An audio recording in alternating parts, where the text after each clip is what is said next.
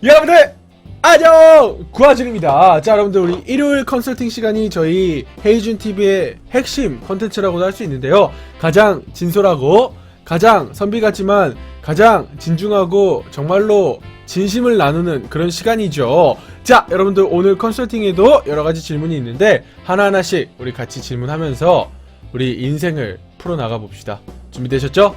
Let's go go go! 첫 번째 질문입니다. 오빠의 패션 철학은 무엇입니까? 라고 우리 팬이 질문을 해줬어요.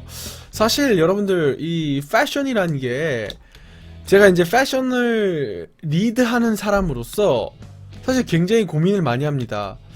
이 대중성과 그 다음에 지금 사람들이 원하는 이 욕구를 충족시켜줘야 되는가, 아니면 앞으로 여러분들이 입고 나가야 될 패션의 방향을 제시를 해야 되는가, 그 두 가지에서 굉장히 고민을 많이 해요.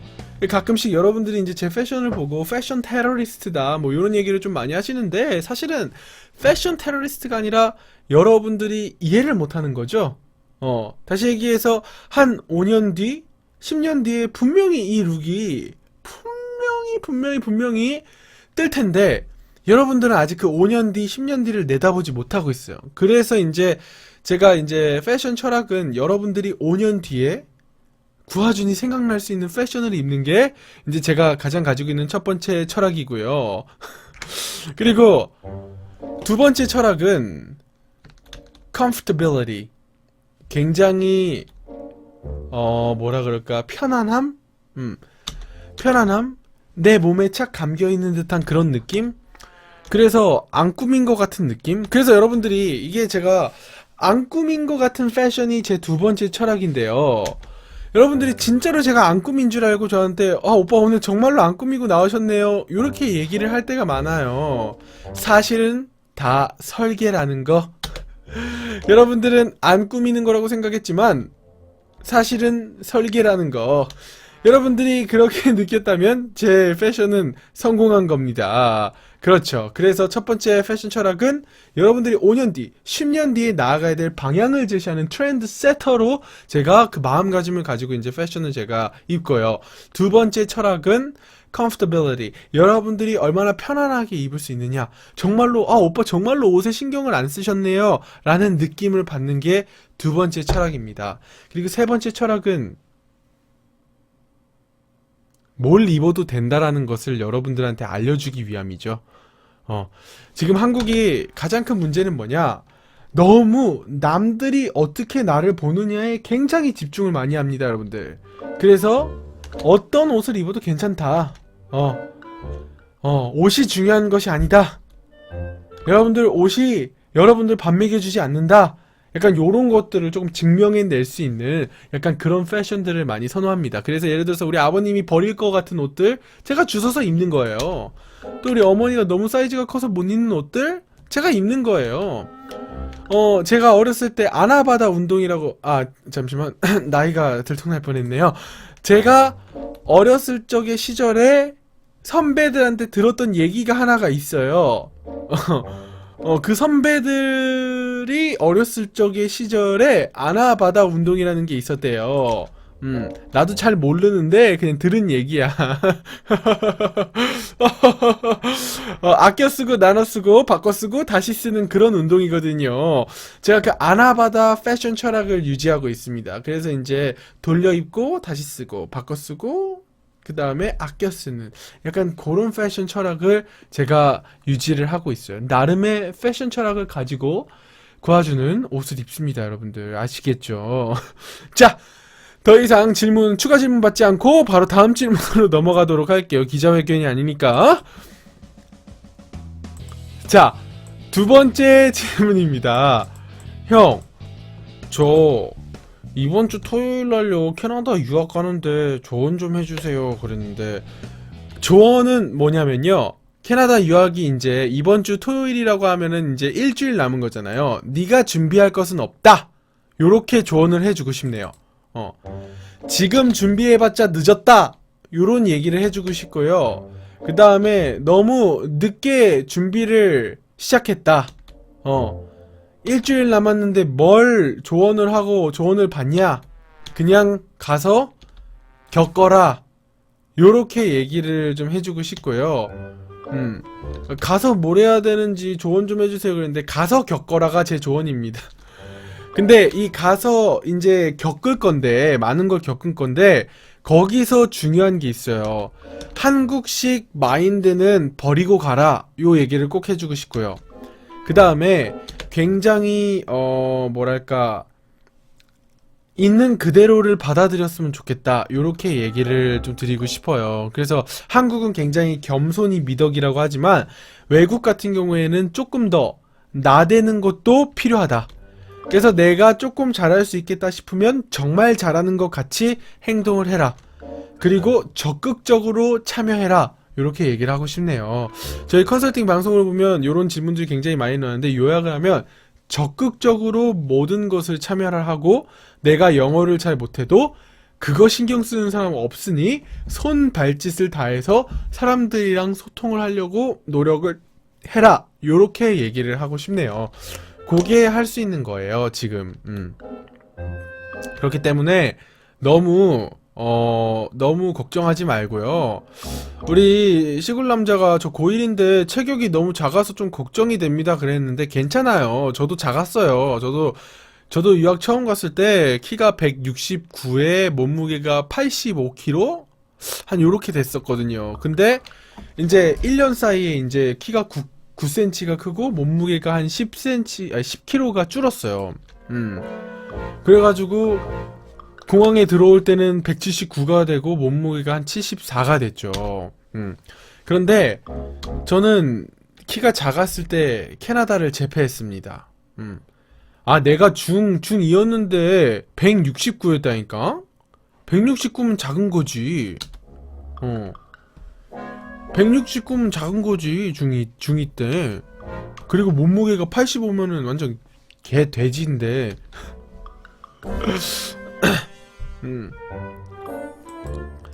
그랬는데, 그게 중요한 게 아니야. 일단, 좀, 기본적으로 타고나야 된 부분도 좀 있어요. 약간 신이 주신 선물이라는 게 있어요. 그거는 이제 좀, 그건 뭐 노력한다고 되어지는 부분은 좀 아닌 것 같고, 좀 기본적으로 좀 이렇게 좀 갖춰줘야 되는 부분이 좀 있어요. 근데 이제 그거가 없는 경우에는 이제 틈새 시장을 공략해야 한다. 그래가지고 그 틈새 시장은 뭐다?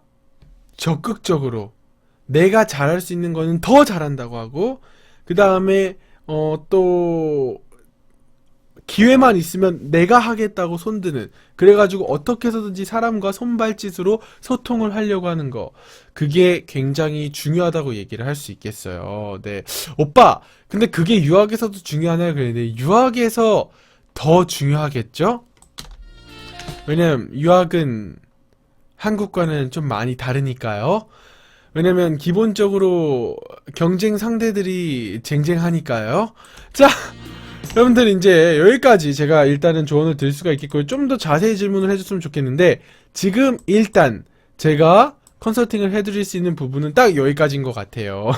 자, 여러분들 다음으로 넘어가 보도록 하겠습니다.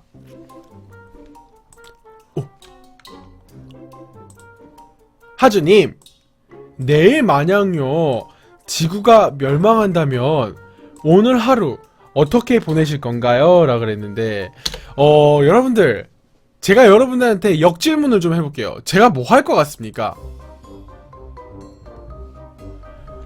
여러분들, 제가 내일 이제 지구가 멸망한대요. 그럼 전 뭐 하고 있을 것 같습니까? 그동안 그냥 구화중을 알고 있는 방송이요. 방송이요? 하시던 대로요? 아니야. 아니야, 여러분들 날 너무 순하게 봤을 거야. 저는요, 각종 은행, 사채업자, 그 다음에 이제 대부업, 요런 데서 제가 제 목숨을 담보를 걸고 받아낼 수 있는 모든 돈은 다 받아낼 겁니다. 그래가지고 제가 하고 싶은 거 사고 싶은 거 다 사서 다 한 번씩 체험해보고요. 그 다음에 세계 일주를 하고요. 그 다음에 중요한 사람들 다 됐고 이제 세계 일주 쫙 하고 함께 지구가 멸망하는 걸 전 기다릴 거예요. 근데 그 지구가 멸망하는 걸 좀 아름답게 기다리겠지. 왜냐면 어차피 지구가 멸망을 하면은 이제 소망이 없다는 얘기이기 때문에. 그래서 이제 내일 종말이기 때문에 오늘을 최고로 사용할 거예요. 그리고 돈 안 갚아도 되잖아. 어차피 내일 지구가 멸망이니까 그 독촉에 시달릴 필요도 없고. 그래서 이제 저는 있는 돈을 다 끌어모아가지고 할 수 있는 모든 것을 다 할 겁니다. 네, 그게 제가 할 거예요. 근데 오빠 지구가 멸망인 줄 알았는데 안 되면요 그랬는데 일리야? 질문은 그게 아니야? 일리야, 질문은 지구가 멸망한다면이 조건이야? 알겠지? 머리 아프게 엄마가 좋아요 아빠가 좋아요 하지 마라. 분명히 지문에는 지구가 멸망한다면 이렇게 나왔어요. 자, 여러분들 다음 질문으로 또 넘어가 보도록 할게요. 자, 초등학교 수준의 영어를 가지고 일단 외국으로 나가는 게 나아요? 아니면 공부를 하고 나가는 게 나은가요? 라고 질문을 해줬는데요. 이 질문은 제가 여러분들 혹시 유학이나 아니면 교환학생 아니면은 또는 해외에 이제 연수를 가거나 하는 분들한테 꼭 얘기를 해드리는 부분이니까 참고를 하시면 너무 좋을 것 같고요. 자, 일단 기본적으로요, 유학이라는 게 영어를 배우러 나가는 게 아니라는 거, 제가 이제 우리 컨설팅을 여러 번 참여한 우리 팬들은 이제 다 알겠지만, 유학은 내가 하고 싶은 것을 하기 위해서 그 분야를 한국에서는 더 이상 볼 수 없으니 이제 더 깊고 더 넓게 더 넓은 시각을 가질 수 있도록 하기 위해서 가는 게 유학이에요. 여러분들, 영어를 배우러 가려고 하면 유학을 가려는 비용, 그 다음에 유학을 가려는 자세와 결단과 그 다음에 각오, 요거를 가지고 있다면 한국에서도 충분히 유학한 것만큼 여러분들이 배울 수 있습니다, 영어는. 그리고 어떻게 보면은 그런 돈과 시간과 그 다음에 자세와 열정과 각오를 한국에서 투자하면 더 잘 배울 수도 있어요. 왜냐면 한국은 굉장히 영어 시스템, 이런 어학 시스템, 학원 시스템이 굉장히 잘 돼 있거든요. 그런데 꼭 유학을 가서 영어를 배우려고 하면은 돈 많은 사람이면 그래도 되겠는데, 우리 집이 막 엄청난 막 부자가 아니다 하면은 어학이 단순히 그냥 영어를 배우는 것이 유학이 되면 그 친구한테는 조금 경쟁력과 가망이 없다. 저는 그렇게 얘기를 많이 제가 유학원에서 컨설팅을 할 때 얘기를 하고요. 자, 그러면 제가 얘기하는 그 유학의 관점으로 봤을 때는 영어를 잘 해서 가면 갈수록 더 이득입니다. 그래서 이제 부모님들이 저한테 와가지고 애들 컨설팅 할 때 요런 얘기를 가끔씩 해요. 우리 친구 땡땡이가 이제 유학 가는데 영어 몇 개월 만에 잘할 수 있을까요? 아니면 우리 땡땡이가 유학 가는데 잘 적응할 수 있을까요? 막 요렇게 얘기를 하는 경우가 굉장히 많아요. 전 그때 부모님들한테 돌직구를 날려. 그래, 가끔씩 부모님들이 저를 싫어할 수도 있는데, 근데 이제 저는 진짜 그 친구를 위해서 제가 뭐라고 얘기하냐면 유학 보내지 마세요, 이렇게 얘기를 해요. 유학원 입장에서는 한 명이라도 더 받아야 되는데, 저는 제가 컨설팅을 했을 때는 유학 보내지 마십시오, 이렇게 제가 얘기를 해요. 근데 그 이유는 뭐냐? 그 이유는 그게 목적이 돼서 가면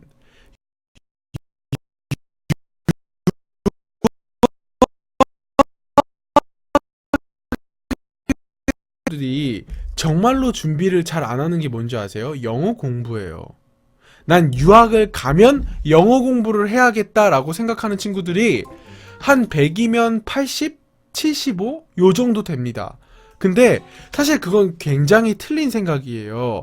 그래서 유학을 가서는요, 내가 이미 영어를 잘해놓고 유학을 가서는 그 영어를 잘해야만 알 수 있는 뉘앙스들, 경험들, 그 다음에 또 인맥들, 그 다음에 소통하는 방법, 문화 이런 것들을 체득을 하고 와야 되는 거지.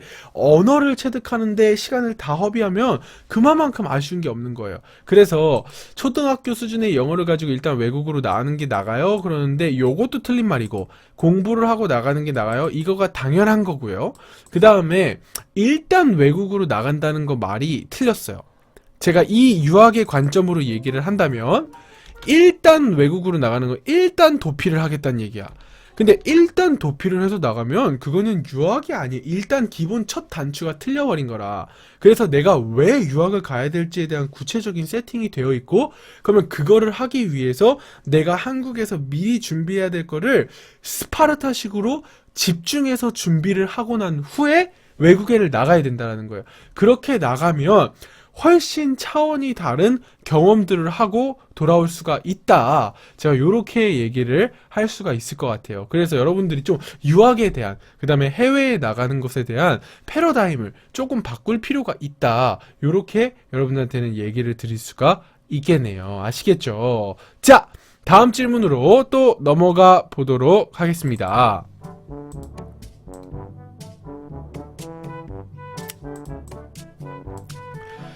단기간에 많은 양의 공부를 해야 할 때 집중력 높이는 오빠만의 스페셜한 스킬 어떤 게 있나요? 그랬는데 이건 어렵다. 왜냐면 사람마다 집중을 하는 방식은 굉장히 다르거든요. 근데 저 같은 경우는 일단 기본적으로요, 단기간에 많은 양의 공부를 해야 된다는 거는 내가 진짜 이거를 해야 되겠다, 난 지금 이거가 진짜 필요해 라고 생각이 들었을 때거든요. 다시 얘기해서 내 머릿속에서 일단 이게 너무나 중요하고 필요한 거다 라는 이제 생각이 들면 저는 시작을 해요. 그러면 이미 나는 그 집중을 해야 될 모든 상태들을 나는 다 만들어 놓은 상태인 거야.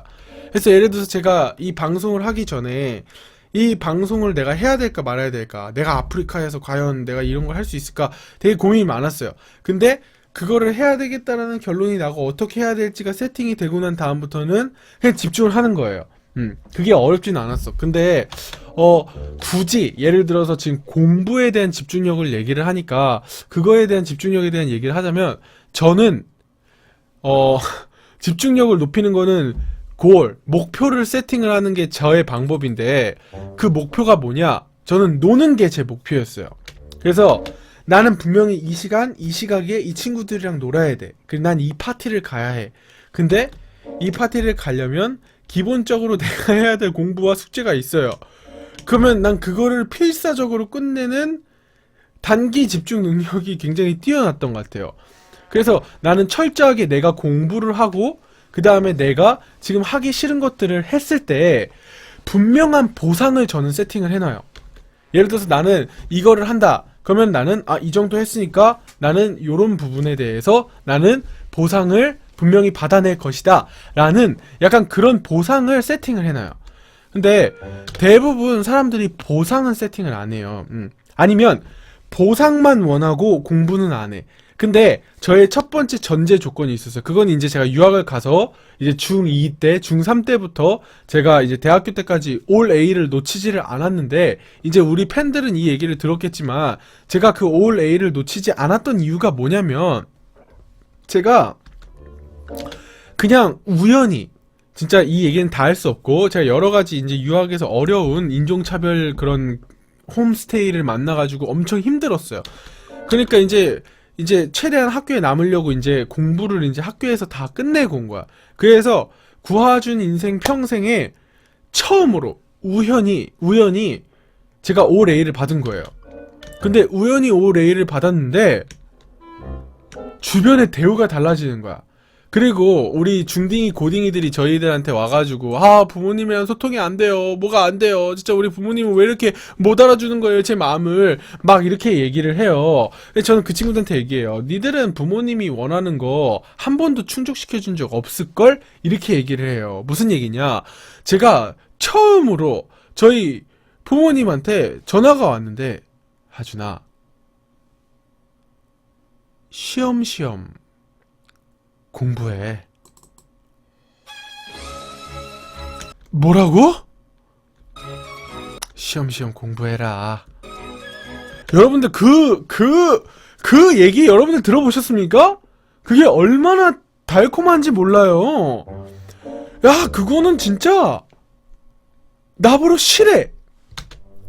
공부를 쉬엄쉬엄 하라는 거야. 적당히 쉬엄쉬엄 해. 근데 내 인생에 처음, 근데 그게 문제가 아니야.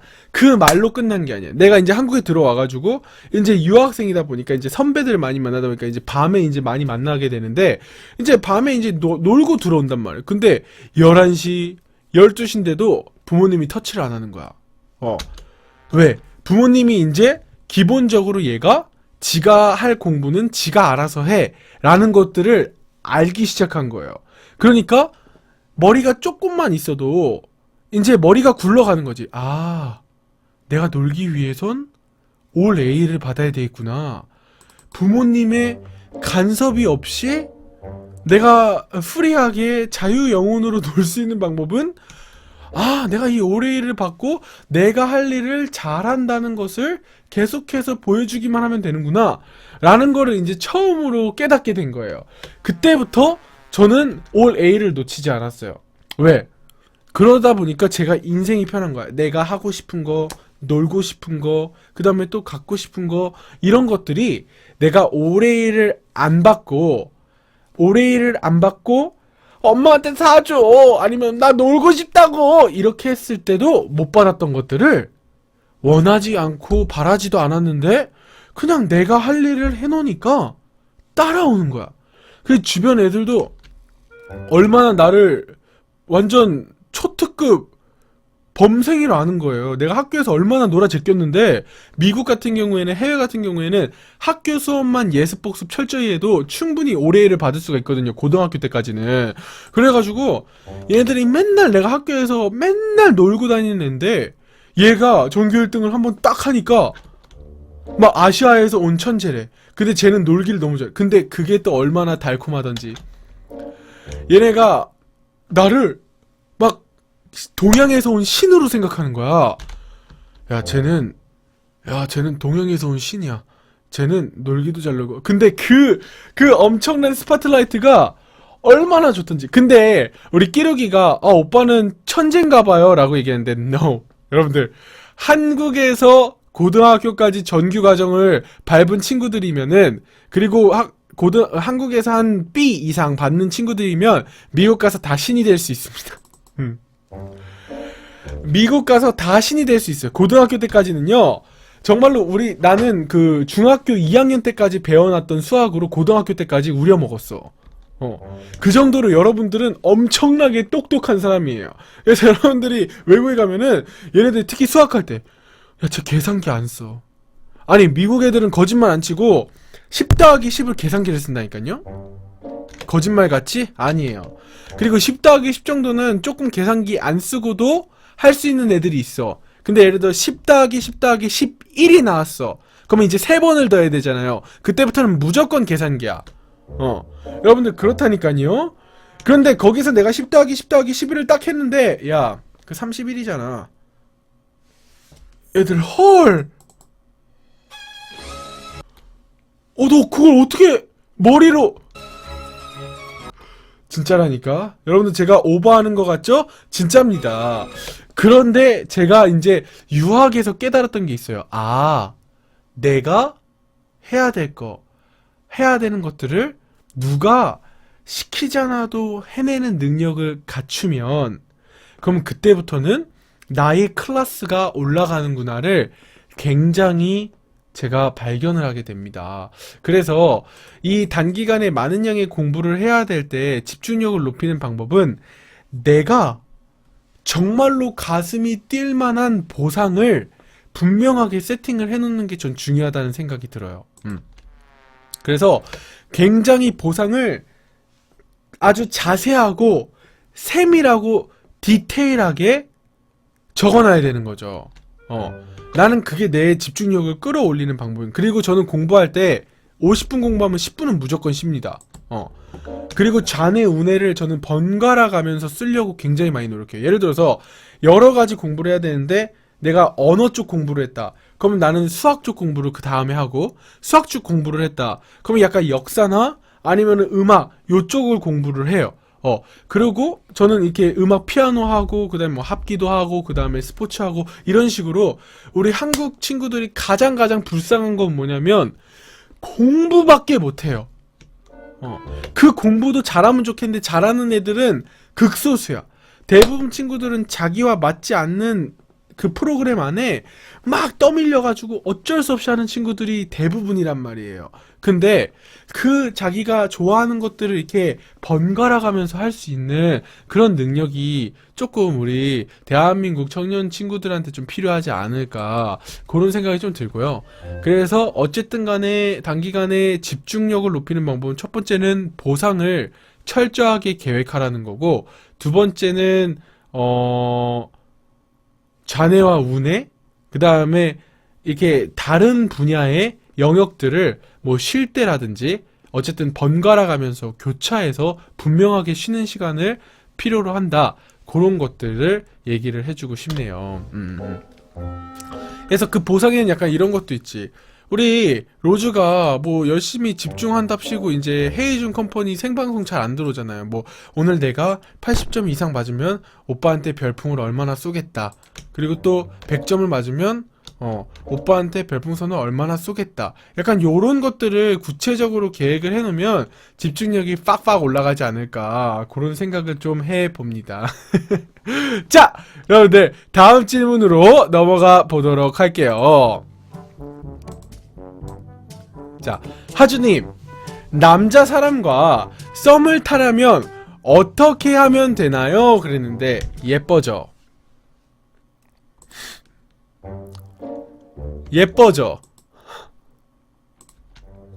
예뻐지면 됩니다. 남자 사람이면 그 남자 사람의 하자가 없는 이상 예뻐지면 돼요. 그리고 몸매가 예쁘면 됩니다.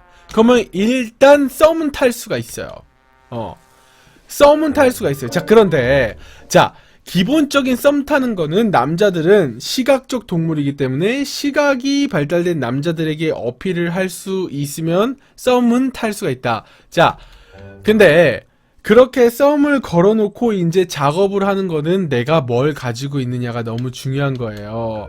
그래서 일단 그 남자에 대한 고민을 해볼 필요가 있어요. 그 남자가 어느 부분에 굉장히 희열을 느끼고 좋아하는지, 그리고 그 남자의 관심사는 뭔지, 그 남자가 뭘 중요시 생각하는지, 그런 것들을 조금 알고, 그 남자는 여러분들한테 공통적인 방정식을 하나 알려드릴게요.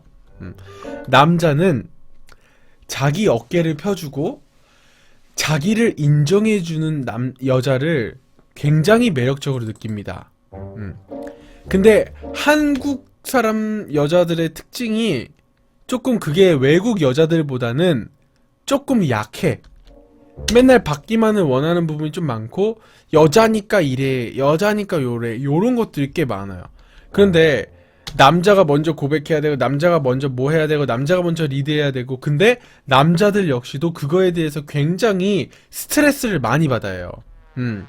그리고 그 남자들도 굉장히 그런 것들을 부담스러워하는 남자들도 있다는 거죠. 그래서 그 남자들이 너 남자야. 그래? 나 남자야? 요렇게 해줄 수 있는 여자 굉장히 매력적으로 느낍니다. 진짜예요. 그래가지고 꼭 그런 남자들의 어깨를 펴줄 수 있는 여자가 되라. 어떤 상황이든지. 그러면 여러분들은 분명히 썸을 탈 수 있을 것이다. 제가 그렇게 얘기를 드리고 싶네요. 우리 유은이가 제 마음엔 하준 형뿐 그랬는데, 얘가 이래야 될 이유가 있어요. 여러분들, 유은이가 크나큰 실수를 하나 했거든요. 그래서 어쨌든 얘가 지금은 제가 저한테 조금 지금 밉보인 게 있어가지고 지금 어떻게 해서든지 저한테 어필을 하려고 하는데, 네. 그런데 우리 댄싱킹 데이님께서 용감하게 고백하다가 저 차인 사람이 한 명 있어요 그러는데, 상관없어요. 여러분들 왜 차이는 걸 두려워해? 그러면 여러분들 똑같이 생각해봐요. 남자들도 차이는 거에 대해서 굉장히 두려워해요. 그러면 여자들도 그렇게 고백을 하고 먼저 고백을 했을 때 차이면 어쩔 수 없는 거야.